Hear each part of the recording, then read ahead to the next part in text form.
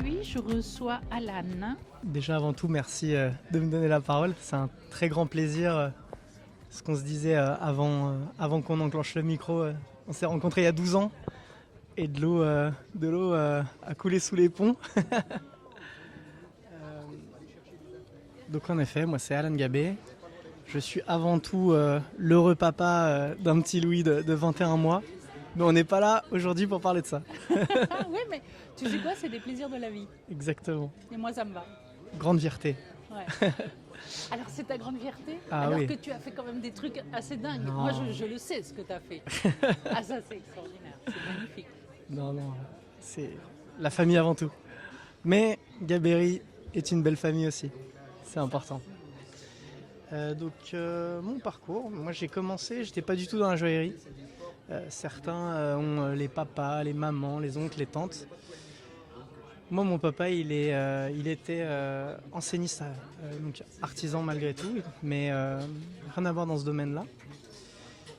Je suis passé par un bac scientifique, donc bac S à l'époque, mais je crois que maintenant ça a changé.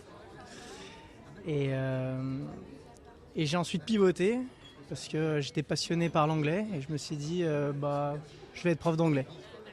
Donc je suis parti sur un LLCE anglais, donc langue et littérature d'une civilisation étrangère, couplé à un diplôme universitaire de japonais. J'ai fait une première année et au cours de la première année, bien que c'était très enrichissant sur le plan intellectuel, c'était pas assez concret pour moi. Donc du coup, grosse remise en question, donc grande discussion avec les parents. Oui, je suis parti un peu sur un axe scientifique, ensuite je switch sur les langues. J'ai mon papa qui m'a dit à un moment donné, il va falloir se poser et partir sur quelque chose de sérieux. Et donc grande réflexion, on a pris la liste des CAP, parce qu'il me fallait quelque chose de concret. Et le doigt a atterri sur la joaillerie presque par hasard. Ouais. Par hasard. Ouais. J'ai vu qu'il fallait être minutieux. Moi, de mon papa, je tiens à un perfectionnisme qui est plus une contrainte qu'une qualité. Donc je me suis dit, peut-être que là, ça va servir. Et donc j'ai fait un stage d'une semaine d'initiation sur une école sur Paris. Et là, ça a été le déclic. Tu as trouvé tout de suite, tu as eu le sentiment que ça... J'avais ma place, quoi. Tous mes hobbies se condensaient en un métier, en une profession, du dessin, de la sculpture, de l'ordinateur. Enfin, il y avait vraiment tout ce que j'adorais. Et on me disait, ça en fait, on peut en vivre et c'est un métier, en fait, c'est la joaillerie.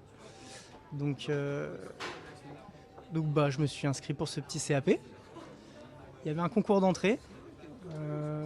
J'étais assez déterminé, à tel point que l'examen tombait pendant un de mes examens de ma fac. Et donc le choix a dû se faire, quoi. Soit vraiment j'arrêtais d'un côté, soit je continuais. Et donc le switch dans ma tête s'est fait là, quoi. Je me suis dit, l'anglais c'est fini, ça me passionne toujours autant. Mais en tout cas, ça ne sera pas mon boulot. Et je suis parti faire ces examens là-bas. Tu es où physiquement ? Donc moi, je suis originaire d'Annecy, en Haute-Savoie. À cette époque, je faisais mes études sur Lyon. D'accord. Et je visais 2 écoles, donc une école à Paris, une école à Lyon. Au cas où il fallait avoir un petit plan B, histoire de. Pour l'anecdote, pendant les entretiens de l'école sur Paris, on m'a demandé ce que je ferais si j'étais pas pris. Et au lieu de leur dire, j'ai une autre école sous la main, je leur ai dit, je reviendrai me présenter dans un an parce que je veux rentrer là. Ce qui était vrai, c'était soit ça, soit rien. Le plan B était de végéter, mais de me mettre dans la joaillerie en attendant, histoire d'être meilleur pour les concours de l'année d'après. Mais je crois que ça l'a marqué parce qu'ensuite on en a reparlé avec cette personne quelques années plus tard. Et donc j'ai eu la chance d'être pris. Et là vraiment révélation. Donc pendant le CAP, j'ai eu la médaille d'or nationale du concours d'un des meilleurs apprentis de France. Donc ça... Grande fierté. Fierté, je ne sais pas, mais en tout cas, on se dit, ok, le choix était le bon, quoi. Parce qu'on a toujours ce petit doute, malgré tout. Je repars sur des études, alors 2 ans de CAP, 2 ans de BMA, de brevet des métiers d'art. Ça fait encore vivre 4 ans grâce aux parents. Donc malgré tout, cet entre-deux avec le concours d'un des meilleurs apprentis de France, ça permet d'être assuré. et de rassurer les parents aussi. Tu es sur la bonne voie. Si je peux me permettre, moi j'ai souvent vu passer de l'excellence chez toi. Tu peux pas le dire, toi, l'excellence, je pense que c'est la chance. Dans des choses comme ça. C'est la concrétisation, je pense, du travail. Quand on regarde l'histoire en arrière, on se dit ah bah oui, ça s'est super bien passé. Mais ça, c'est que de la chance. Je veux dire, j'ai juste fait de mon mieux. Certains font de leur mieux, les étoiles s'alignent pas. Moi, j'ai la chance que ça fait quelques années que les étoiles sont plutôt bien alignées.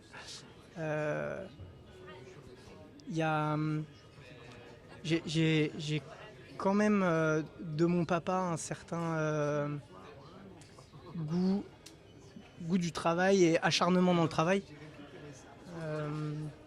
J'ai eu un grand frère j'ai un grand frère qui est très talentueux. Talentueux, pas dans la chance, pas dans l'aspect. Tout ce qu'il fait, il y arrive. Ça, encore une fois, c'est la conséquence, mais il se donne les moyens. J'ai toujours vu sur son bureau bosser des heures et des heures pour des examens, pour des diplômes, etc. Donc voilà, que ce soit de mon papa ou de mon grand frère, j'ai cette image de l'acharnement pour se donner les moyens en fait.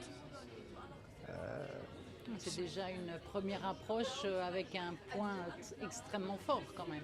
Et puis, tu vois, c'est d'en parler là où je me rends compte que ça m'a permis assez tôt de ne pas me comparer aux autres. Tu vois, t'essayes pas de faire ton mieux par rapport à la compète qu'il y a autour. En fait, le but, c'est juste d'être meilleur que la veille, quoi. Et donc, c'est toi avec toi. Exactement, ouais. Ça, c'était une des choses que j'avais vues chez toi. Je pense vraiment, tu vois, je le réalise là, je pense vraiment que c'est surtout grâce à mon frère que j'ai ça. Je pense que si je m'étais comparé à lui, j'aurais pu souvent me sentir inférieur, alors que la question s'est jamais posée en fait. D'accord. Ouais, lui, il est parti, il est maintenant capitaine dans la plus belle compagnie. J'adore parce qu'il y a plein de fierté quand tu en parles. Ouais, moi, il a 2 ans de plus que moi. Vraiment, moi, j'ai peut-être eu plus d'aptitude dans les études naturellement.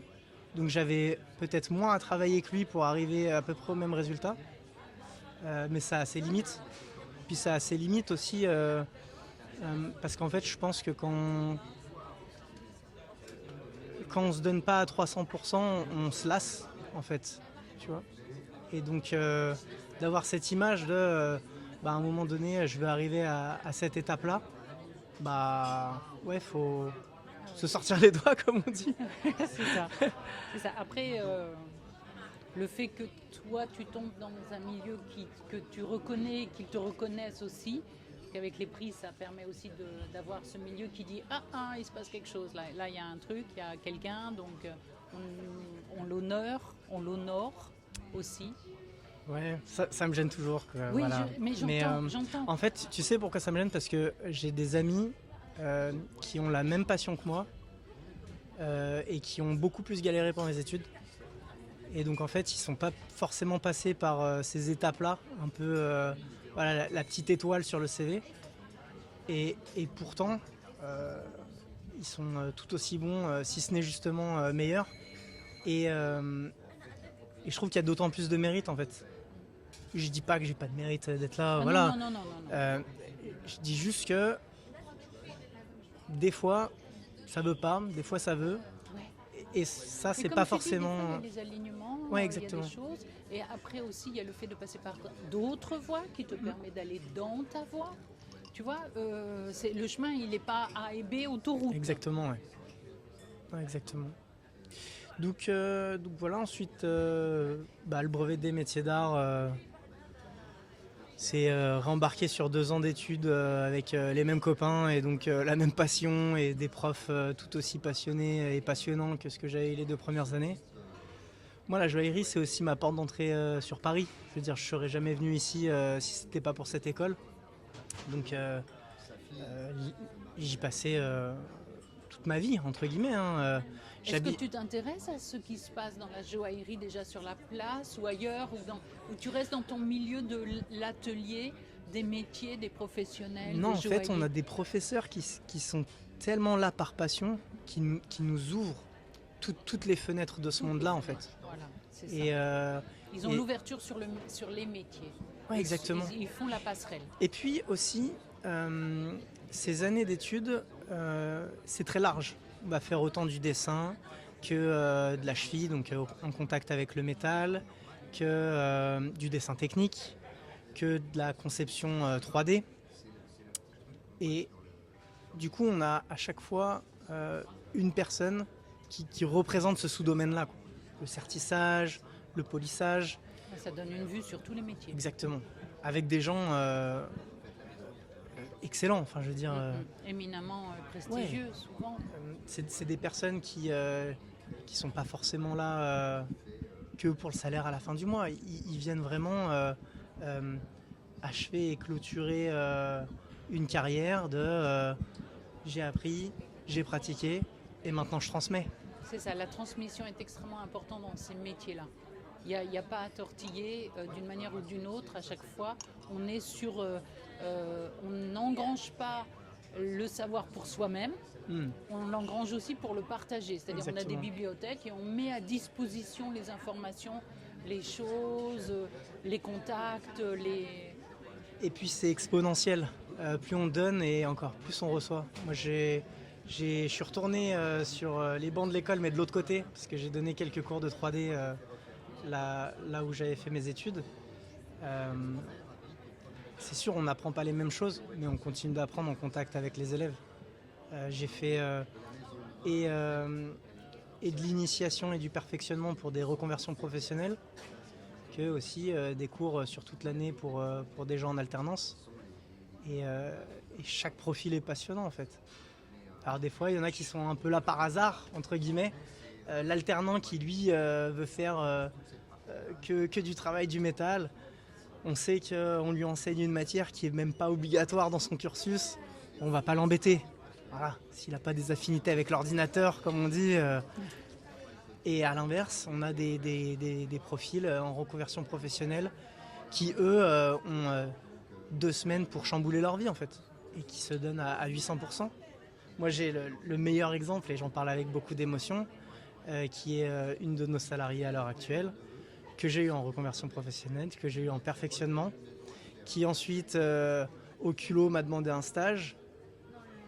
On n'avait jamais envisagé ça nous avec Baptiste à cette époque-là et puis ça s'est fait et puis elle avait tellement l'envie qu'après ce stage elle a eu un CDI puis maintenant elle est en passe de passer responsable de notre bureau d'études, quoi. C'est pas rien. C'est pas rien. C'est une belle histoire en plus. Et elle a toujours cette passion. Et c'est des histoires comme ça qu'il faut entendre et que je trouve chouette. Mais alors toi, tu sors de l'école, tu es à Paris, tu sors de l'école. Quelle est ta première... Alors, comment tu vois les choses? encore une fois, les étoiles sont bien alignées parce que je sors même pas de l'école que j'ai presque un boulot. En fait, j'ai la chance de sortir avec la triple mention et major de ma promo. Et il y a une belle cérémonie de remise de diplôme, etc. Avec, comme l'école sait bien le faire, beaucoup d'invités. Et au détour d'une conversation, je me retrouve, et je l'ai su qu'après, mais à papoter pendant une demi-heure avec une des DRH de quartier. Et à la fin, elle me dit je vous donne ma carte, on sera amené à se recontacter. Je vois écrit dessus quartier. Et en effet, quelques semaines après, elle me dit on vous met dans le circuit global, si ça vous tente, il y a telle et telle personne à rencontrer. Et si ça le fait, vous avez un poste dans notre bureau d'études. Elle m'envoie la fiche de poste, il y avait 7 ans d'expérience exigée et tout. Je lui rappelle, je crois qu'on s'est pas compris, moi je sors d'école. Excusez-moi, j'ai bien lu le truc. Je crois que je ne corresponds pas. Ça me fait bien plaisir. Elle me dit non, mais on sait, le fait d'avoir donc dans ce cursus-là et le bagage joaillier et le bagage en conception, nous c'est quelque chose qu'on veut essayer dans nos équipes parce qu'à l'heure actuelle c'est soit l'un soit l'autre. Et donc je suis arrivé comme ça. Tellement, c'était ça. C'était Le cheveu tellement sur ça. la soupe. donc voilà, j'ai même pas eu en fait à me confronter à cette étape-là, de trouver du travail, etc. quoi. Donc j'arrive dans cette grosse structure, ce gros engrenage. passionné comme au premier jour. Et on me dit, bon bah voilà, c'est l'îlot figuratif. Maintenant, il va falloir faire des animaux et des fleurs, quoi. Je dis, ah ouais. Comment tu vis ça? Parce que tu passes de ton atelier à une grande structure, un atelier qui est mondialement connu, avec une équipe assez forte, assez importante, d'un point de vue du nombre aussi. Et on sait que quand il y a un jeune qui arrive, c'est jamais non plus super facile. Comment toi tu vois tout ça, en plus de ce que tu as à faire? J'ai la chance du coup d'être un profil assez mixte. Et donc au lieu de... Et ça aurait pu être pile ou face, hein, au lieu de m'entendre avec personne, je m'entends avec tout le monde, entre guillemets. Les passionnés réellement du logiciel 3D, très technique, etc. Ils parlent ma langue. Les joailliers, je parle leur langue. C'est ça. Donc C'est une histoire de langue. je me sens pas forcément tout de suite à ma place, mais je me sens pas exclu en tout cas. Mais tu as les outils. Exactement. Tu es à l'aise avec les outils, tu es à l'aise avec le langage, tu es à l'aise... Enfin, non pas que... Tu vois. Après, c'est peut-être le fait d'arriver dans une structure, mais peut-être qu'elle aurait été ailleurs. Il y aurait eu le même effet de surprise, non? Oui, c'est sûr. Et puis après, j'ai mon responsable à l'époque qui venait de la même école que moi, notre directrice artistique aussi. Alors, mine de rien, ça crée des liens. Ça crée des liens. Ça exactement. fait des accroches et puis vous parlez avec des mêmes références peut-être aussi. Je pense que ça fait sauter des premiers a priori qu'on pourrait avoir en fait. Apprendre à se connaître, tu Exactement. sais, quand on doit définir ce que l'on dit, comment on le dit et qu'est-ce que l'on veut dire. Tu sais, c'est un peu... c'est le cousin de la tante, de la sœur de machine. Oui, je vois pas du tout qui c'est, mais c'est la famille, quoi. C'est un peu pareil. On dit, moi je suis promo. En plus, c'est une école où à chaque fois on a un parrain. Et donc c'est promo Piaget, promo Cartier, promo... voilà. Et donc on se dit, moi 15 ans en arrière j'étais promo Intel. Et puis voilà, le lien se fait tout seul. Et puis avec les personnes, encore une fois, qui sont pas forcément initialement issues de la joaillerie, moi j'ai cette passion geek, entre guillemets. Claire. Donc ça marche plutôt bien. On me donne le temps. On me donne le temps de me faire au process. C'est une grosse entreprise internationale. Implantée avec des process un peu... Exactement. Alors moi j'adore ça. Je suis chaque chose à sa place, chaque place a une chose. Donc je vois que certains sont frustrés. Moi on me dit mais trop bien, enfin, j'ai ma ligne directrice quoi. Donc 3 ans chez Cartier. Au bout de 2, je donne ma démission à mon responsable, qui entre-temps avait changé, mais avec qui je m'entends tout aussi bien. Je lui dis de manière, comment je vais dire, peut-être un peu présomptueuse, en 2 ans j'ai fait le tour. Ouais. Bon, en tout cas je lui dis, voilà, dans un an je vais être parti. Voilà, c'est pas présomptueux, Alan, parce que quand on te voyait, l'aisance dans laquelle tu étais déjà, après c'est un choix de vie. C'est-à-dire que tu aurais pu continuer longtemps comme ça et c'est un choix de vie, il y en a plein qui le font. Et puis il y a d'autres ingrédients dans ta vie qui font que peut-être... Tu sais, je pense, pour en avoir reparlé à plusieurs reprises avec des copains, mon associé, etc., je pense qu'il y a 2 phénomènes qui expliquent ça. Je ne sais pas si tu es familier avec le biais cognitif de Nick Kruger. Je le connais pas. Qui te dit qu'en fait, c'est une courbe de maîtrise de ton domaine par rapport au temps que tu y passes. Et il y a une décorrélation entre l'expertise que tu penses avoir, l'expertise que tu as réellement. Et quand tu regardes un peu la fin de la courbe, on te dit en fait, plus t'en sais et plus t'as conscience de rien savoir en fait. Moi j'étais au début de cette courbe. J'étais, j'ai tout fait, c'est bon, j'ai fait 3 collections, j'ai fait le tour. Alors qu'en fait, je pense que j'aurais pu encore apprendre énormément. D'accord. Maintenant il y a un deuxième effet qui est la loi de Pareto, qui te dit que, c'est la loi des 80-20, qui te dit que 20% des efforts vont te donner 80% des récompenses. Et les derniers 20% de récompense, c'est les 80% des efforts qui restent. Et je pense que mon passage chez Cartier, c'est vraiment ces deux choses-là. J'ai fait le petit instant qui m'a permis d'engranger quand même énormément de savoir. Et il aurait fallu rester beaucoup plus longtemps pour être en maîtrise totale. D'accord. Sauf que j'arrivais à un moment de ma vie où j'avais pas d'enfant, j'avais pas d'emprunt pour une maison, j'avais pas tout ça. Et en fait, tu as toujours été un peu libre. Hein. J'avais pas de responsabilité, voilà. Non, mais même dans ta tête, Alan, quand on travaillait avec toi, il y avait un sentiment d'une grande liberté. Je ne saurais pas quel est le mot le plus adéquat, tu vois. Il y avait quelque chose comme ça. On sentait qu'il n'y avait pas de prise forcément sur toi. Comme tu dis, c'est pas un emprunt, c'est pas. Il y a des gens qui veulent que sur leur fiche de salaire ce soit écrit machin chose truc muche parce que c'est chouette. Bon, toi, je ne suis pas sûre que ce soit des éléments qui auraient fait fonctionner le truc pour toi. Tu sais, c'est ce que je te disais par rapport à la comparaison face aux autres. Je me suis jamais vraiment comparé aux autres, donc en effet, un titre sur une feuille ou gagner plus d'argent que je dépense même pas. Enfin, je veux dire, j'étais pas là pour ça. J'étais là vraiment pour continuer dans ma passion. Et alors, comment tu fais ? Qu'est-ce qui émerge en toi à ce moment-là ? On va pas se le cacher, quand même quelques frustrations. Ok.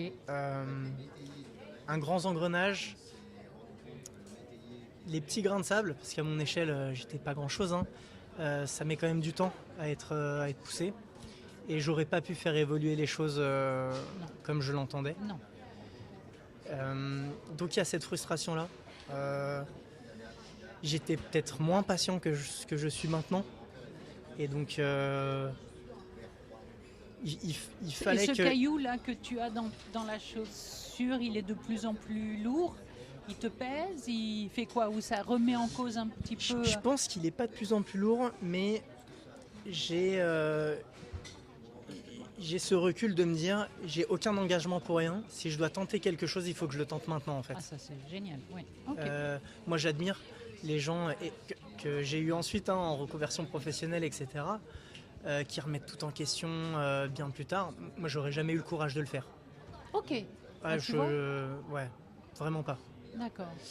Donc au bout de 2 ans chez Cartier, je commence à me dire est-ce que je me mettrais pas à mon compte en 3D ? Il suffit d'un bout d'ordinateur et puis on peut faire des belles choses. La limite, c'est que notre imagination. Mine de rien, en 2 ans, j'ai croisé aussi de belles personnes. Donc je commence à avoir un petit carnet d'adresses. Et puis de fil en aiguille, j'en papote aux différentes soirées avec les copains, etc. Et puis j'ai un de mes copains qui me dit moi la boîte où je bosse ils se sont fait rattraper, c'était une boîte je crois qu'ils étaient à Bruxelles, mais enfin il y avait de la magouille par rapport au machin, donc il me dit là on est tous licenciés. Il me dit je vais profiter de ça pour me mettre à mon compte. Et lui c'est quand même beaucoup plus compliqué parce que quand on est à la cheville, je crois que ça a changé maintenant, mais à l'époque au niveau des douanes, il fallait une domiciliation différente de ton lieu de travail. De ton domicile. Exactement. Avec une entrée différente. Ça a changé là. Je les ai eu les douanes. Ils m'ont confirmé. Et donc lui, il me dit, moi, pour me lancer, il faut que je trouve un local. Et moi, je me dis, peut-être que pour me motiver, je lui dis, si tu trouves un peu trop grand, je te sous-louerai une partie et moi, ça me motivera à me lever et vraiment à m'y mettre et pas végéter de mon côté. Et en fait, ça s'est jamais fait comme ça, parce que de fil en aiguille... Ça devait être une autoroute. Non, mais lui, il partait pour proposer ses services à la cheville, donc comme on dit, vraiment en contact avec la matière. Moi, j'étais sur l'étape d'avant au niveau de la conception. Et on se dit, on est quand même vachement complémentaires, quoi. Alors lui, à l'époque, pas qu'il soit allergique à la 3D, mais... il se dit que les maquettes c'est toujours mieux fait à la main et qu'en 3D c'est dommage, etc. Il y en avait comme ça. Donc on voit qu'on a tous les deux beaucoup à apprendre de l'autre et on commence dans 12 mètres carrés dans le 9e arrondissement à se mettre directement ensemble, et c'est comme ça qu'il y a 8 ans que Gaberry est né, quoi. Parce que c'est ce qu'il faut dire, c'est que tu as des ateliers. Et maintenant on a 100 beaux mètres carrés à Paris, 100 mètres carrés à Paris, ouais, et 120 à Dijon. Donc pour l'instant 2 ateliers et bientôt un troisième sous une entité différente mais qui va ouvrir début janvier sur Annecy. Incroyable. C'est incroyable et quand on connaît ton parcours, c'est extraordinaire. Encore une fois, les étoiles étaient à chaque fois bien alignées. Ouais, c'est ça. Mais c'est totalement vrai. Les bonnes rencontres, le moment qui fait que, le déclic, et ça pousse un peu, les choses se font au Exactement. fur et à Nous, mesure. on a dû faire nos preuves. Alors, bien qu'on ait tous les deux un certain carnet d'adresses, on arrive en fait à, peut-être par rapport à d'autres, avoir des jobs où même si on est contacté que pour de la joaillerie ou si on est contacté que pour de la 3D, notre client sait qu'on propose la totalité et donc on a peut-être plus de légitimité à ses yeux. Et donc comme ça, on arrive à récolter un contrat à droite, un contrat à gauche et nos preuves se font. Encore une fois... Après, tu faisais des choses magnifiques, hein, Alan. Faut dire ce qui était quand tu réalisais. Oui, mais entre pouvoir dans un cadre bien établi délivrer un job versus tenir une boîte, avoir la comptabilité, le juridique, on va pas trop parler de social parce que pour l'instant on n'est que 2 associés, voilà, 50-50 chacun, oui. On est dans la même galère et on y va à 300%. Mais ensuite, en effet, il y a le social qui rentre là-dedans. Enfin, donc on découvre que c'est plus que faire de la 3D ou que faire de la joaillerie. Et donc ça, même si ça s'est bien passé avant, il faut quand même qu'on fasse nos preuves. Montrer que on arrive à tenir une trésorerie, qu'on arrive à tenir nos fonds de roulement pour être encore là l'année d'après. Et ça se fait petit à petit, ça se fait avec... Ça paraît si loin. J'ai envie de dire 1 an, mais ça se trouve... C'est sûr. Mais en fait, c'est une période de vie où moi, ma conjointe, elle n'est pas à Paris.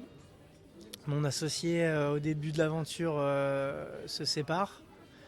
Donc on est 2 âmes solitaires à n'avoir rien d'autre que du travail. Donc on fait du 7h, 23h tous les jours, mais avec le sourire. Enfin, je veux dire... Et après, on boit un verre sur place et, et on se récape la journée et on se dit ok demain, voilà. Donc, et c'est ça 7 jours sur 7. Enfin, pareil, entre un dimanche et un mercredi, il n'y a pas de différence, quoi. Hormis que le dimanche, on est plus tranquille parce que le client, il nous répond pas et on avance sur notre boulot. Mais on arrive à jouer aussi de nos contacts par rapport à notre promo où on a tous été très soudés. Et donc la copine qui apprend qu'on se met à notre compte va parler de nous à son patron. Le copain qui est dans une plus grosse maison va parler de nous à son chef. Et comme ça, ouais, en effet, on arrive à faire nos preuves. Au début, on vend que notre savoir-faire. On n'a pas de trésor. Enfin, je veux dire, avec Baptiste, on a mis tous les ronds qu'on avait là-dedans. Et c'est pas grand-chose. Je crois qu'on s'est lancé, le capital social, il devait être à 50 000 €. C'est tout pour nous. Et c'est pas avec cette somme-là qu'on peut assumer des missions de 6 mois à 1 an de travail. On est réglé à la fin, hein, donc pareil, il y a des clients compréhensifs qui nous permettent, qui nous autorisent de facturer d'abord la 3D et puis ensuite la joaillerie, mais au début on vend que nos heures. Donc c'est sûr, on marge moins. Mais petit à petit, de plus grandes maisons entendent parler de nous. Parce que pareil, on a la chance d'avoir des intermédiaires qui sont transparents avec eux. Ils ont trop de boulot de la part de leur donneur d'ordre. Ils leur disent nous on va sous-traiter ça au petit atelier Gabéry.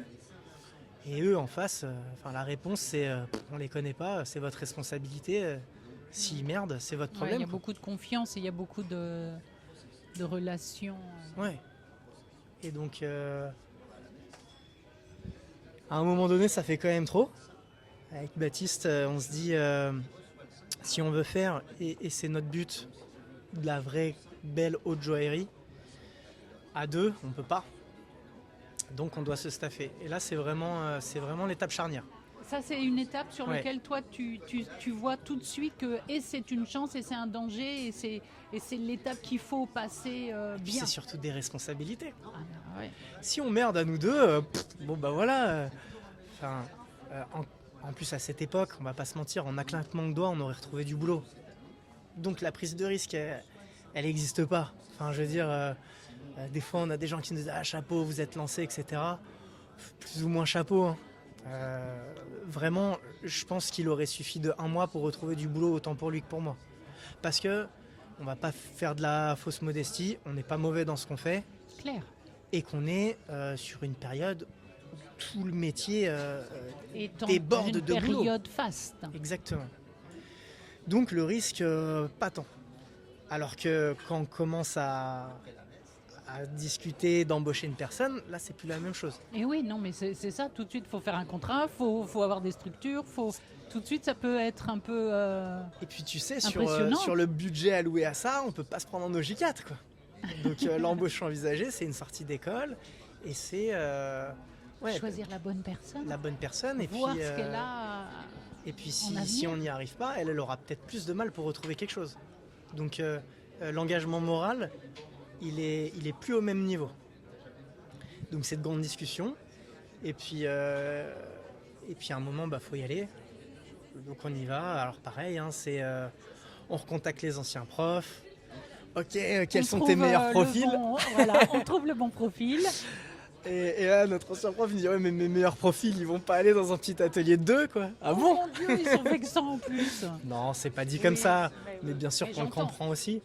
Et puis,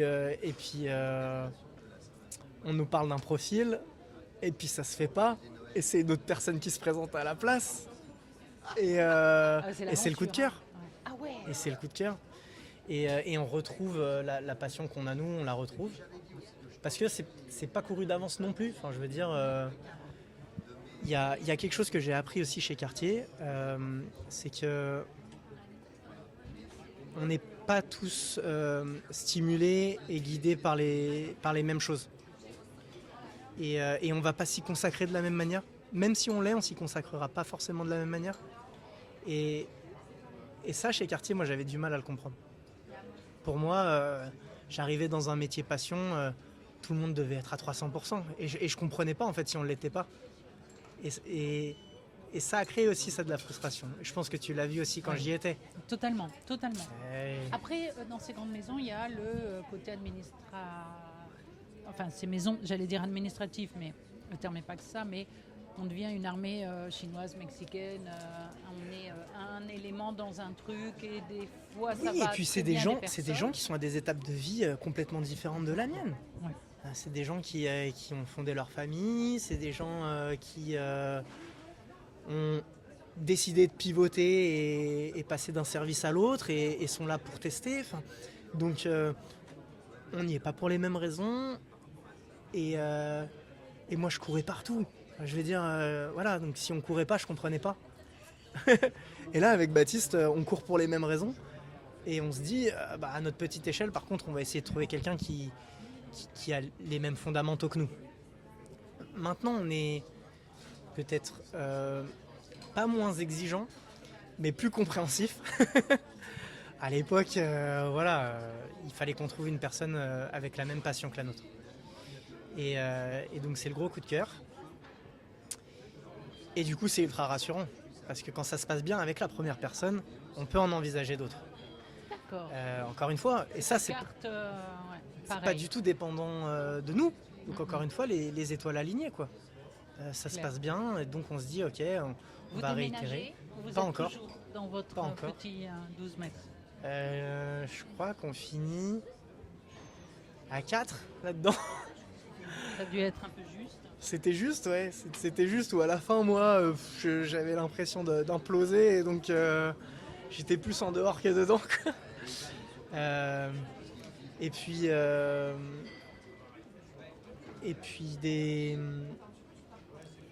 on est confronté à des problématiques différentes. Où avant, Baptiste, il faisait la joaillerie, je faisais la 3D. chacun gardait ses bestiaux. Chacun son périmètre. C'était une chose que j'avais vraiment appris chez Cartier également. Rôle et responsabilité de chacun. Moi, c'était le leitmotiv sur la dernière année avant que je parte, où ils se rendaient compte qu'ils avaient grossi trop vite et qu'il fallait bien reborner tout ça.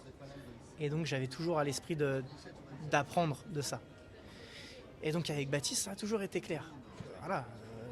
Toi, tu es en contact avec la matière. Moi, je fais joujou avec l'ordinateur. Sauf qu'à un moment donné, il y a des sujets qui sont ni l'un ni l'autre. Il faut se les répartir.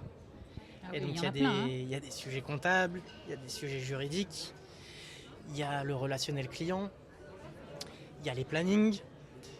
Et on a mis du mal à trouver notre place, mais trouver accepter une l'un nouvelle face à l'autre. Voilà, une nouvelle organisation. Parce qu'à 2, ça marche. À 3, ok, on peut déléguer un peu. Tu étais sur un savoir-faire, ça se délègue. Vous parlez la même langue, vous parlez les mêmes outils, vous avez les mêmes choses. Mais après, quand ça grandit comme ça, forcément, la zone... Nous, on avait pensé à s'agrandir en se disant il faut qu'on produise plus d'heures pour avoir de plus belles pièces. On n'avait pas forcément en vue que ça amenait un lot de gestion en plus. Et encore heureux, en fait, sinon on l'aurait jamais fait. Enfin, je veux dire, oui. Des fois, tu sais, l'innocence, entre guillemets, sur certains sujets. Sans les mains pleines. Exactement. Je pense qu'à cette époque, à savoir tout ce qui allait nous tomber sur la tête, peut-être qu'on n'y serait pas allé. Parce qu'on a eu des moments durs. Ouais. On a eu des moments durs. Le moment où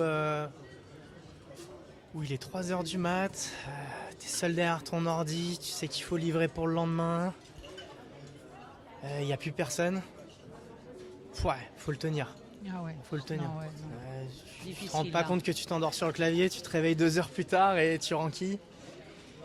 C'est plus la même chose. Parce que les engagements sont plus gros. Et un moment... Les enjeux sont plus gros, les choses comme ça. Donc, à un moment, on se perd de vue. On se perd de vue avec mon associé. Il y a des incompréhensions, il y a... Parce que vous êtes noyé sous le travail aussi, non ? On est noyé sous les choses à penser, on va dire ça plus comme ça. Moi, j'ai mes bouffées d'oxygène où ma conjointe, encore une fois, n'est pas à Paris. Donc j'ai mes petits week-ends, j'ai mes petits moments où le but c'est de penser à rien d'autre, voire de réfléchir posément tout seul pendant 3 heures de train. Je pense que Baptiste, il n'a pas cette chance-là. Cette respiration. Ouais. Et à un moment, on se perd. Et c'est le moment où il faut décider. Il faut décider si on arrête tout et on continue chacun notre chemin de notre côté. Ou si on rabat les cartes sur la même table et on voit qui fait quoi, comment. Et j'ai la chance d'avoir un associé que j'aime et même s'il ne me comprend pas, il va m'écouter, on va dire ça comme ça. J'essaye de lui rendre l'appareil, mais je pense que sans ça... en fin de compte. Exactement. Sans ça, je pense que... vous auriez parti en... Ça aurait implosé, ouais. Alors, qui sait ce que chacun aurait fait de son côté, hein. Mais en tout cas, à un moment, il y a cette étape-là. Et par contre, une fois qu'on décide de repartir, il faut repartir pour de vrai, quoi. Et donc, peu de temps après ça, c'est les ambitions de déménager, de prendre concrètement 10 fois plus gros. Hein. On passe de 12 mètres carrés à 120. Donc, ouais, c'est quand même un sacré challenge. Hein. Tu te poses les bonnes questions bien avant. Ouais. Avec de nouveaux problèmes, trouver un local, trouver un bailleur qui accepte qu'on fasse nos travaux. Parce que notre domaine, il est assez enquiquinant. Hein. Dès qu'il faut se réinstaller, c'est un sas, c'est des caméras, c'est des barreaux, c'est des établis à installer, c'est l'électricité, c'est le gaz, c'est le machin, c'est le truc. Enfin, il y a plein de choses. Et donc on n'y va pas comme ça. Non, on n'y va pas comme ça, mais on repart avec les rôles mieux déterminés. Qui nous fera presque nous brûler nos ailes à un moment donné, parce que moi, il y a des sujets où je lui dis, on avait dit que c'était pas moi, donc c'est pas moi. Maintenant, c'est toi face à toi-même. Ce qui, je pense, l'a assez marqué. Et maintenant, on a retrouvé un juste milieu. Le juste milieu où on a nos cadres, mais on est encore là l'un pour l'autre, entre guillemets. Si c'est ça, peut-être que il y a aussi le fait de, on perd un équilibre, on est dans une zone d'inconfort. Il faut retrouver ces marques et un équilibre plus ou moins, et en plus avancer. Et puis tu sais, tu as les reproches, les non-dits qui ont pris des proportions peut-être qu'ils ne devraient pas avoir. Moi, personnellement, c'est aussi une grosse étape de changement dans ma vie.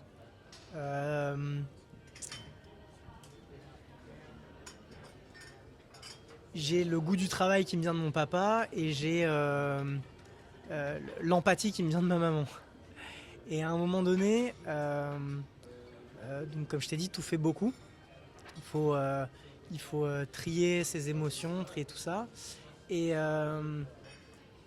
je pense que j'ai une capacité où je peux facilement me mentir à moi-même assez longtemps pour changer. Et là, Baptiste, je lui dis, si on repart sur de nouvelles choses, moi je garderai plus rien pour moi. Donc tu vas te prendre des trucs parfois pas simples à la figure, mais à partir de maintenant, c'est la transparence totale. Si tu m'accordes la chance de me rendre l'appareil avec plaisir, je pars du principe que si je te dis tout, je peux tout t'entendre aussi à l'inverse. Mais si tu te l'autorises pas, moi je me l'autoriserai, sinon on n'y va pas. Et c'est un nouveau pacte, quoi. C'est un nouveau pacte, ouais. C'est un nouveau pacte qui coûte énormément sur le court terme. Parce que la nouvelle règle. Tu prends le temps de tout dire, de tout décortiquer. Donc en temps et en charge émotionnelle, c'est beaucoup plus fort sur l'instant, mais sur le long terme, c'est tellement plus simple. Il n'y a plus de je pensais que. J'ai pas. Que... Exactement. J'ai pas osé, nanani. Mais je pensais que tu avais compris ça. Et j'ai découvert plus tard un entrepreneur à succès, l'un des plus grands, je pense, Ray Dalio, qui a fondé toute son entreprise sur ça. Il a un bouquin qui s'appelle Principles. Je crois qu'ils ont traduit ça en français par Les principes du succès. Encore un truc un peu pompeux. Le bouquin ne l'est pas du tout. Mais il explique ça. Il explique le coût d'une sincérité totale, mais ce que ça apporte. Et purée, je buvais toutes ces paroles, toutes les pages, je m'y retrouvais. Et ça me donnait de nouvelles pistes. Et incroyable. Et donc, avec Baptiste, on est très différents. Moi, je suis beaucoup plus cartésien, lui, il est beaucoup plus émotionnel. Du coup, on est très complémentaires. Comme on l'était dans notre cœur de métier, où moi je faisais la conception, lui faisait la fabrication. Et donc c'est sûr que ce passage-là, c'est un renouveau autant perso que pro, quoi. Donc on déménage. On déménage grâce aux sous qu'on avait mis de côté. Encore une fois, beaucoup de travaux, de longs travaux. Le propriétaire, il s'en moque, hein. Lui, jour 1, il veut que le loyer tombe. Et après, on a la chance d'avoir un beau Covid qui tombe. Donc, exact, je crois 2 semaines, à ce moment-là. 2 semaines après qu'on ait eu les clés, que nos travaux soient finis, on nous dit non, vous n'allez pas profiter de vos beaux locaux, vous restez chez vous. Donc là, c'est la débandade. Baptiste, il démonte des établis qu'il emmène chez nos joailliers pour faire du télétravail. Ok, alors, on a tous vu ça. On s'est réinventé. Le travail ne s'est pas arrêté pour la joaillerie. La production, elle a continué, mais ce sont les joailliers qui avaient du travail à la maison. Ouais, c'est ça, c'était assez incroyable. D'un point de vue assurance, d'un point de vue... C'était chaud. Hein. Alors nous, on a la chance d'avoir le papa de mon associé qui est notre assureur. On n'a pas de passe-droit, parce que s'il y a un pépin, de toute manière, tout est décortiqué. Hein. Mais ça va plus vite. Donc je pense qu'on a pu pivoter et trouver des solutions plus rapidement que d'autres. Et ouais, nous on a eu, sous l'approbation de nos clients et de nos donneurs d'ordre, puisqu'on n'allait pas envoyer leurs pièces à l'extérieur comme ça. Mais donc validation de nos clients, validation de notre assureur. On monte des établis chez nos salariés, quoi. D'un point de vue 3D, c'est plus simple. Oui. On a des geeks, donc ils sont équipés à la maison. On met en place des outils pour le travail à distance, prendre la main sur les postes à distance. Ceux qui ne sont pas équipés, comme ça, ils ont des ordinateurs malgré tout. Mais encore, il faut penser out of the box. Hein. Alors, on a eu la chance d'avoir un salarié qui, à son arrivée, nous a demandé plus de flexibilité. Je ne rentrerai pas dans les détails. Il a quelques pépins de santé. Mais il ne nous le cache pas. Il nous dit voilà, il y a quand même des moments où peut-être que je préférerais être chez moi, etc. Et donc en fait, avant toute cette étape Covid, on a déjà un process, travailler à distance, comment on se cale, etc. Ouais. Donc grâce à lui, on a déjà une idée assez détaillée sur la partie bureau d'études de comment fonctionner. Et on a quand même, malgré tout, des commandes qui s'annulent. Des clients qui ont peut-être une plus grosse crainte, parce qu'on était dans le flou total.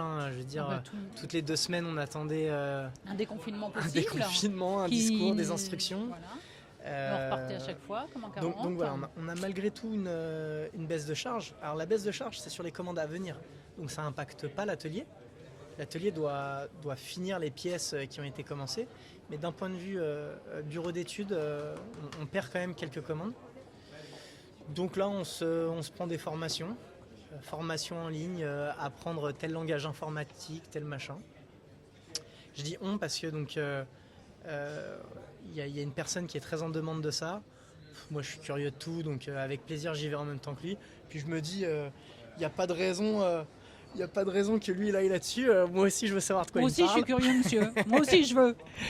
Donc voilà, en fait, on arrive à passer le Covid tous occupés. D'accord. Et puis, on a la chance quand même que l'État ouvre, entre guillemets, sous dérogation, l'accès aux locaux à ceux qui le doivent. Donc malgré tout, nos joailliers, eux, ils reprennent le travail dans de meilleures conditions à l'atelier. Pas si tard que ça. On passe cette étape-là et justement on arrive avec nos locaux flambant neufs où quand on nous dit oui mais chaque personne doit être espacée d'1 mètre, il n'y a pas de souci. Il n'y a pas de souci, on est 5 dans 120 mètres carrés, on trouvera notre place. 5, 6, je n'ai plus le compte exact, mais donc voilà. La malchance d'avoir notre fonds de trésorerie qui se fait complètement manger par cette période, mais la chance de se dire on rattaque sereinement et heureusement en fait qu'on a tout ça parce que dans l'ancien petit local on n'aurait jamais pu reprendre quoi. Ah bah clair, vous auriez même pas pu. Ouais. Et depuis l'équipe s'est mutée, l'équipe s'est agrandie. Les clients aussi. Les clients aussi. Exactement. Le but, c'est pas de mettre tous ses œufs dans le même panier, comme on en parlait avant. Donc, la période faste, quand on la voit comme ça, du coin de l'œil, c'est incroyable, machin. Mais le risque de ça, c'est d'être focus sur un client, de tout accepter chez lui. Et du coup, on est sur un domaine cyclique. Et quand ça relâche, on dépend que de lui. Donc nous, avec Baptiste, on a toujours eu à l'œil d'essayer tant bien que mal de se diversifier. Mais on est sur un domaine où c'est compliqué. Il y a 2 groupes, c'est LVMH et Richemont. Il y a Kering qui est par là et quelques maisons encore à leur compte, mais plus beaucoup. Donc on essaye de se diversifier, autant par nos clients que sur ce qu'on leur propose.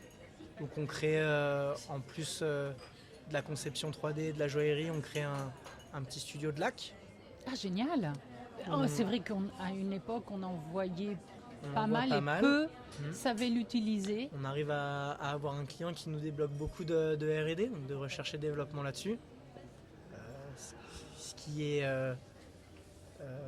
peu pratiqué dans notre domaine. Hein. Je veux dire, un client qui nous dit bah là, vous avez des faites ronds, pour moi. faites des essais en fait. Ouais. Que ça marche pas. Si ça marche, on sera tous contents. Si ça marche pas, vous serez quand même payé. Waouh, Ah ouais, on y va. Ah ouais, merci. donc on arrive à développer un peu la laque au sein de Gaberry. Et à un moment donné, on a un copain de promo qui est un peu désillusionné sur Paris. Lui, il a fait toute sa carrière chez un sous-traitant plus sur de la prod. La Hojo et la prod se pensent pas de la même manière. Et lui, je rentrerai pas dans les détails, mais il nous dit là, Paris, j'ai une fille avec ma conjointe, on n'en peut plus, on va partir. Et je dis mais partir où? Il n'y a pas 3000 endroits où faire de la joaillerie, hein. Surtout à ce moment-là. Et il me dit non mais moi j'en peux plus. Quand on était à l'école, lui il faisait un travail du soir serveur. Il me dit si on rentre à Rouen chez mes parents, je me trouve un boulot dans le service comme ça. Je fais putain c'est dommage quoi. C'est dommage, 7-8 ans d'expérience balayés comme ça. Donc je dis bah nous la prod on n'en fait pas, on a tout à apprendre. Tu sais déjà tout. Essayons de dealer quelque chose ensemble. Choisis une ville et on crée un atelier de prod. Donc bien sûr ça se passe pas en un claquement de doigts comme ça. Moi j'en parle à Baptiste. Parce qu'on est deux à prendre des décisions, surtout sur ce genre de choses. Quand on s'est réparti les choses, lui, il a la casquette directeur opérationnel. Donc vraiment, il gère le quotidien, avec des sous-casquettes qui sont à déléguer petit à petit. Mais il est encore notre chef d'atelier, notre référent technique, etc. Mais sa casquette principale, c'est vraiment directeur des opérations. Et moi, j'essaye de prendre un poil de recul. Et en plus de la direction du bureau d'études, je prends la direction stratégique, donc la vision moyen-long terme. Ça a un fort impact, ça. Donc je réfléchis le projet un peu de mon côté avant de lui vendre. De dire, bah voilà, l'atelier de prod, ça nous permet de nous diversifier, on peut espérer tel chiffre, on peut espérer tant de bonhommes, etc. Et donc les trois autour de la table, on se dit, ok, let's go, on y va.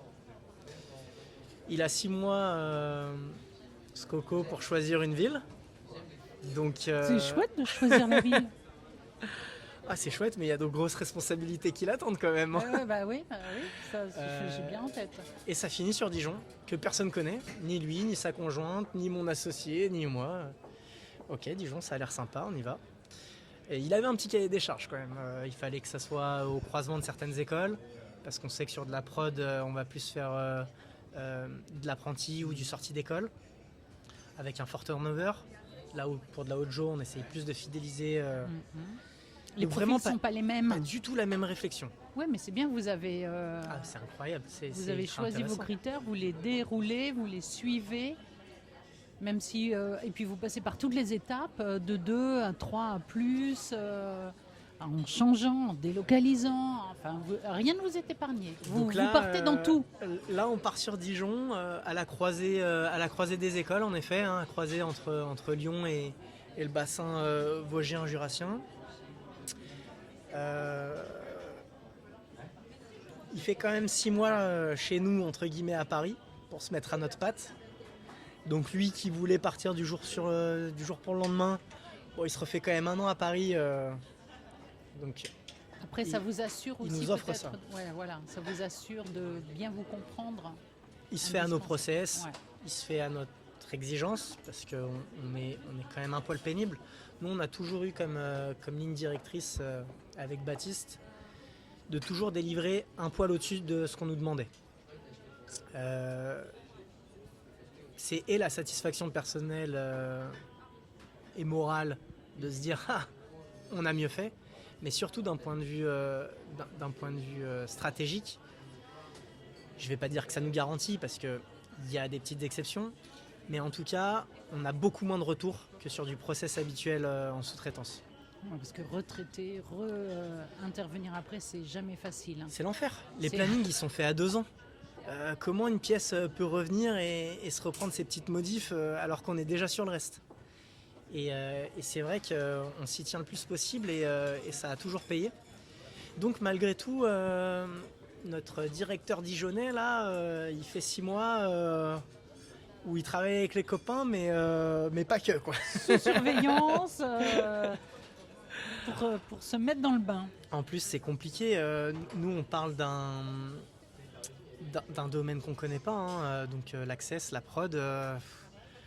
On ne sait pas exactement jusqu'à quel niveau aller en termes de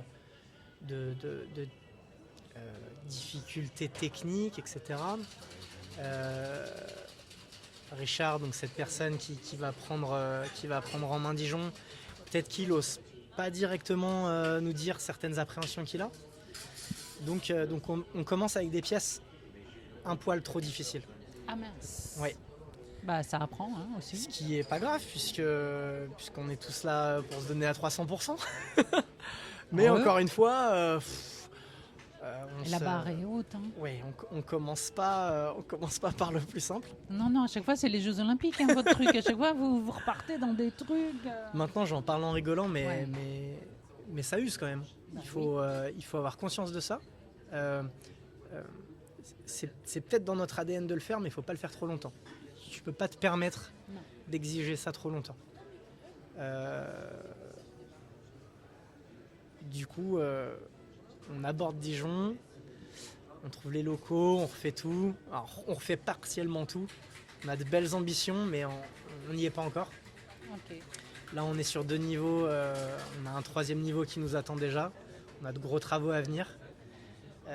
Mais chaque chose en son temps. D'accord. Quand on parle de production comme ça donne à peu près quoi pour donner un point chiffré, c'est-à-dire sur la réalisation d'une ligne de bijoux, c'est sur des choses tout or, c'est du... quel est le profil ? Pour comparer, parce que c'est les mêmes clients au final. C'est pas la même gamme, mais c'est les mêmes clients. Donc pour comparer, sur de la Hojo, on peut avoir une conception qui s'étale sur 6 mois, une fabrication également. Sur la fabrication, il peut y avoir plusieurs personnes sur la même pièce. Donc on va dire qu'en moyenne, on est sur entre 100 et 300 heures de conception et derrière, on peut être entre 300 et 1200 heures de fabrication. Ça, c'est sur la Hojo. Sur la prod, si on dépasse les 30 heures, c'est que ça devient une pièce trop compliquée, quoi. Ah, ok. Ouais. Donc, on réfléchit plus les choses de la même manière. C'est trouver sa rentabilité dans la répétition. Là où la Hojo, notre rentabilité, elle est sur notre expertise et notre savoir-faire. Là, ça l'est moins. Il y a moins de... Enfin, c'est pas que dans la production, il y a moins de... Il y a des compétences à avoir. Voilà, mais il faut aussi avoir les bons outils pour avancer, pour avoir des bons process, pour ne pas perdre du temps. Parce que Exactement. Perdre du temps, c'est perdre aussi potentiellement une fabrication. Et là, tu es tout de suite dedans, quoi.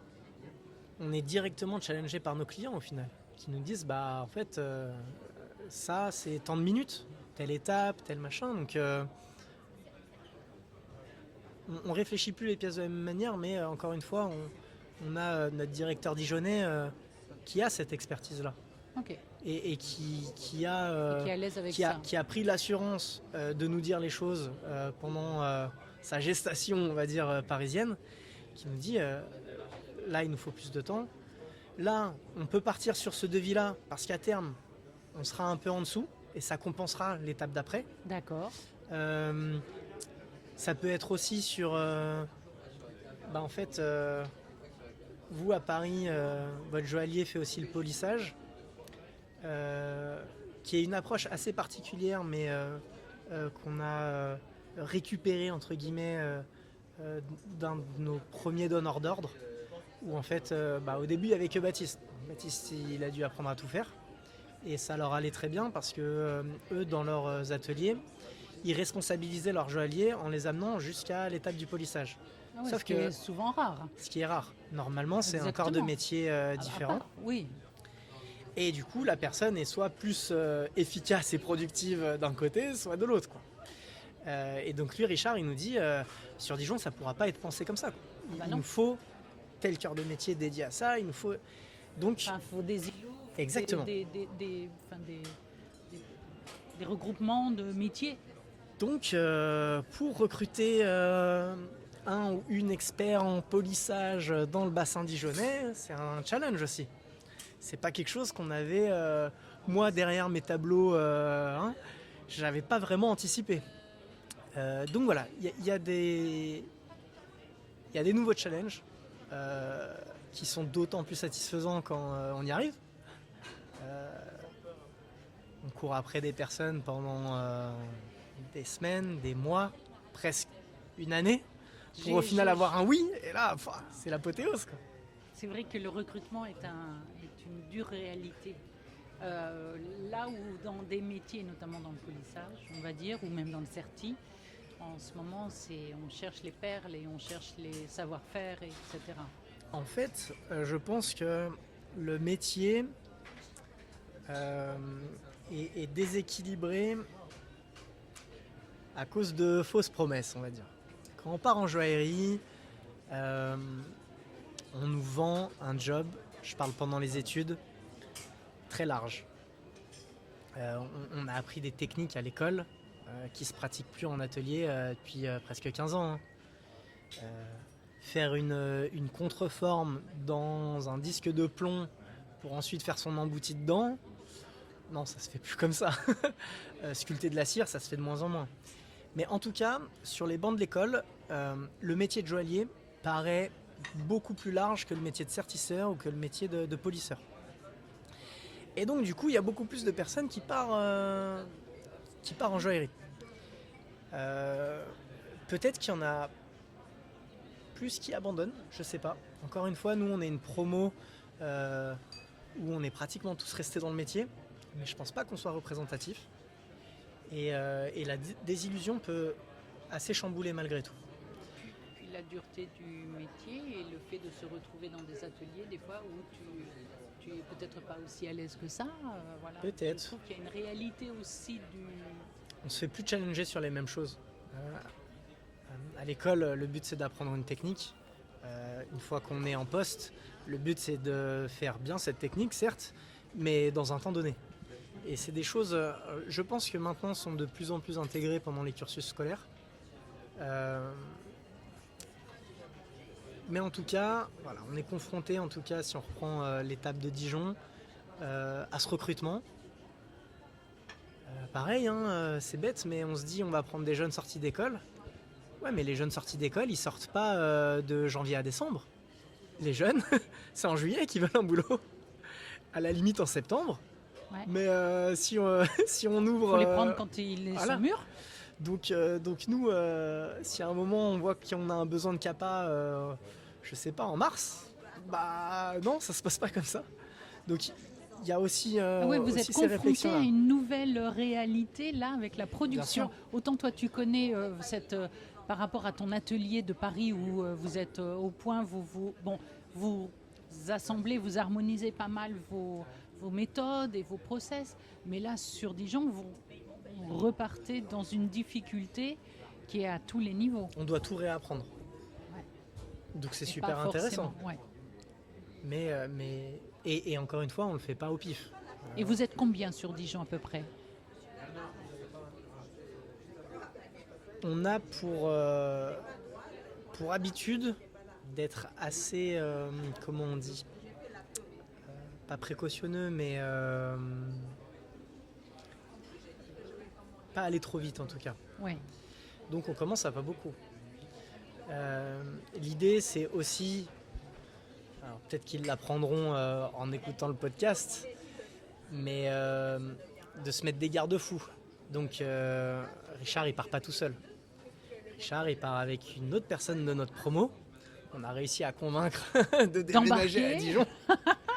Ça va, il y a pire, Dijon. Il y a Donc, pire que donc Dijon, on sûrement. on a Perline qui est avec lui pour être son bras droit. Donc on sait que s'il Ok. flanche, on a un plan B. On n'a pas prévu qu'il flanche, hein, Non, mais mais voilà. vous staffez, quoi. Pour l'instant, vous vous mettez... Et puis, vous avez l'habitude de fonctionner avec des binômes, des choses comme ça. Exactement. Je réfléchis le projet dans ce sens-là. Où nous, on a passé toutes nos étapes parce qu'on était deux. On lui souhaite pas d'affronter tout seul. Bien sûr, on est là, mais on est loin. Bah Paris-Dijon, on est loin. Non, puis, encore une fois, vous êtes loin, puis c'est une branche différente. Exactement. Vous n'avez pas forcément la réponse. Donc Perline, elle arrive avec la même expertise. Elle était en prod, mais pas pour le même atelier. Donc c'est ultra intéressant. Ils peuvent confronter leurs avis. Là où nous, on peut avoir des idées, eux, ils ont des vrais vécus. Mais donc du coup, ils commencent les deux et je crois 2 embauches. Donc ils commencent à 4. Maintenant, ils sont 10. Et le but, parce que Richard a de belles, de beaux projets à confronter avec la réalité du marché, mais c'est de finir dans quelques années à 30 là-bas. Comme je te disais, on a déjà la possibilité de s'agrandir, on a prévu des grands travaux. Là, je te donne un chiffre tout corps de métier, hein. De l'admin, de la fonte, du prototypage, polissage, sertissage, joaillerie, voilà. Mais tout confondu, le but c'est de finir quand même avec une belle force de frappe là-bas. Putain, c'est une unité avec impact. Mais là, on hein. commence doucement.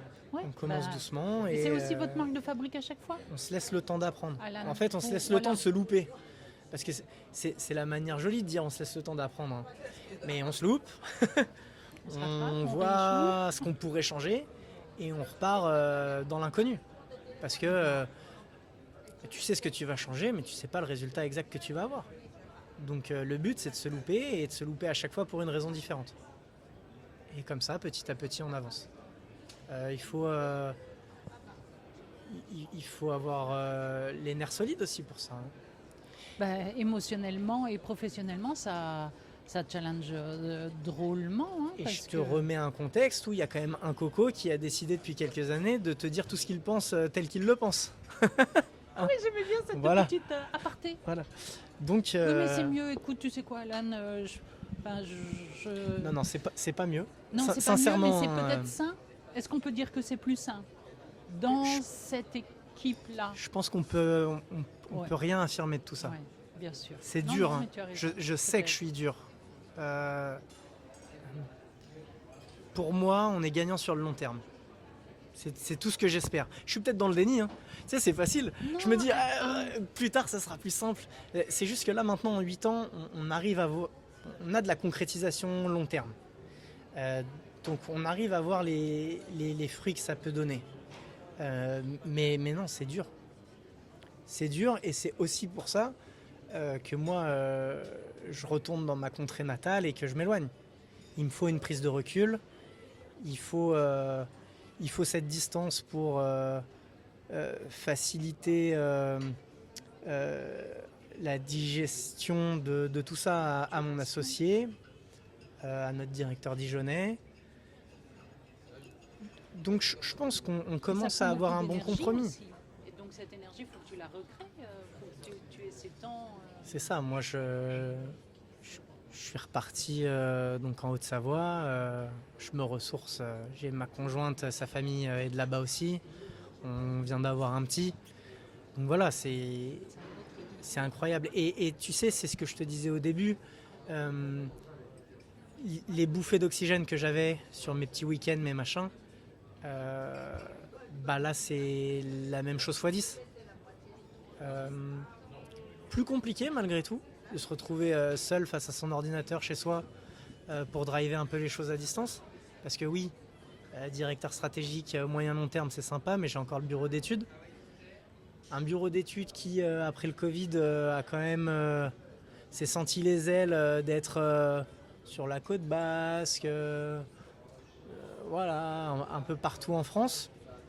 On a même un sous-traitant qui est en dom-tom. Donc, il faut gérer tout ça à distance. C'est des choses... C'est des nouveaux codes aussi à Oui. intégrer. Après, c'est des choses que j'ai toujours voulu déléguer. J'ai essayé de le faire avec un ami, pas de promo, deux promos en dessous de nous, qui m'avait épaulé chez Cartier. Au bout d'un an, je lui avais dit viens, arrête là. Viens de chez moi. T'es encore dans tes études, arrête, c'est sympa là-bas quand même. Même si là-bas je me plaignais beaucoup, c'est sympa quand même. Donc il m'avait rejoint chez Cartier. En passant toutes les étapes qu'il faut, je veux dire, je n'étais personne pour faire quelques passes droits que ce soit. On m'a juste dit est-ce que tu as des profils intéressants. J'ai dit oui, lui il a la même passion et il est aussi bon si ce n'est meilleur que moi. Et après il s'est fait son chemin tout seul là-bas. Il s'était ensuite expatrié en Suisse en vivant sur Annecy, donc ma ville natale. Donc je lui ai dit, moi je sais que c'est chouette cette ville, mais reviens à Paris pour prendre le bureau d'études. T'égare pas, reviens, c'est le retour. Et c'est là où je te dis, je sais que ça peut être dur parce que à un moment donné, quand t'as l'amitié et le côté professionnel, pas qui s'entrechoquent mais qui coïncident pas vraiment, faut faire le choix. Et le but, c'est pas de sacrifier l'amitié. Donc il a fait un bout de chemin avec nous chez Gaberry et ensuite il est reparti. Je pense que si on devait faire un peu le récap de ça, je pense qu'on a initié tout ça trop tôt. Tu vois, il aurait peut-être fallu qu'on se structure encore un peu plus pour que je puisse lui faire la passation de la direction du bureau d'études comme il fallait. Je pense que je ne l'ai pas fait comme il fallait. Je l'ai fait trop vite. Et donc voilà, donc il repart, il faut reprendre tout ça en main. Mais toujours avec cette volonté de le déléguer. Donc là, le but, c'est de faire monter quelqu'un en interne. Ce fameux profil là qui est issu d'une reconversion professionnelle que j'ai eue à l'école, qui normalement devrait prendre petit à petit le rôle de responsable du bureau d'études d'ici à 1-2 ans. Et du coup, ne me restera que cette vision moyen-long terme avec le projet, si mon associé continue à me suivre ou si d'autres s'y intègrent comme on le fait sur Annecy, mais de monter de nouveaux ateliers. Donc là, Annecy, on va le lancer à 4 avec 2 de nos salariés à Paris et mon associé que tu emmènes, historique. Que tu embarques. Toujours dans la même approche. Donc moi, le but, c'est de théoriser la viabilité du projet, trouver les investissements, trouver les locaux, mettre en place les travaux. Et une fois que l'endroit est exploitable, passer la balle donc à Baptiste pour que lui chapeaute la mise en route. Avec donc ces 2 personnes, encore une fois, on reduplique, on était 2, on a fait Dijon avec 2, on en relance 2. Donc avec un directeur général là-bas qui à terme prendra la majorité des parts parce que le but là c'est de créer une nouvelle entité, et sa chef d'atelier qui malgré tout pourra avoir son intérêt, son incentive comme ils disent en anglais, mais tu vois l'intérêt de se donner à fond, qu'elle ait quelques pourcentages également. Donc voilà, 4 dans cette nouvelle aventure qui devrait commencer en janvier. Écoute, je trouve que c'est assez extraordinaire cette aventure. La façon dont tu la comptes, elle pourrait être simple, elle pourrait être même assez facile, mais toi tu renies pas, tu ne gommes pas les aspérités, les difficultés, tu les regardes même bien en face et tu t'en sers. En plus, tu les colles et tu dis, tu vois, ça c'est une difficulté, la prochaine, il faudra la voir comme ça ou il faudra la faire autrement. Donc tu t'en sers dans ce chemin-là. Moi, je suis assez subjuguée parce que c'est vrai qu'en ce moment, certaines fois, les nouvelles ne sont pas topissimes côté atelier. Et je trouve que d'entendre ton aventure, ton profil, de voir ton profil, d'entendre ton aventure qui est faite Tu vois, il n'y a pas une seule fois où tu le fais pour des mauvaises raisons. Tu le fais pour des humains. Tu travailles avec des gens. Tu te mets avec eux. Vous essayez de trouver une collaboration, un système. Mais à chaque fois, l'humain est très présent chez toi. Et c'est pas juste parce que tu pourrais te dire, bah attends, on a fait les plus belles pièces. Là, tu vois, Place Vendôme, il y a ça, ça c'est moi, ça c'est machin. Pas une seule fois. Tu es sur ce discours-là. Toi, ce qui t'importe, c'est pas ce que vous faites, et c'est important, mais ce n'est pas ça. C'est comment tu l'as fait avec les autres. Moi, c'est ça qui me subjugue. Et C'est gentil. mais qui donne encore plus de valeur, Alan, à ce que tu fais. C'est très gentil de le voir comme ça et peut-être que je le montre sous cette facette-là. Mais encore une fois, il n'y a pas eu que des réussites. J'entends. Je me souviens de t'avoir rencontré période Covid et là c'était goulag. Ouais, mais je pense que quand ça se passe pas comme on l'aurait espéré, c'est aussi notre devoir de changer les choses pour essayer de faire mieux. Et tu vois, les pots cassés, il faut pas qu'ils soient là pour rien, entre guillemets. Et donc on se doit. On se doit ça face aux personnes qui sont plus avec nous et pour les personnes qui vont venir chez nous, exactement. Donc je pense qu'on est pas simple, mais j'espère qu'en effet on l'est pour les bonnes raisons. Je propose qu'on s'arrête sur ce que tu viens de dire parce que je trouve que la fin est très belle. En tout cas, moi, elle me touche et elle m'intéresse parce que c'est ma manière de voir.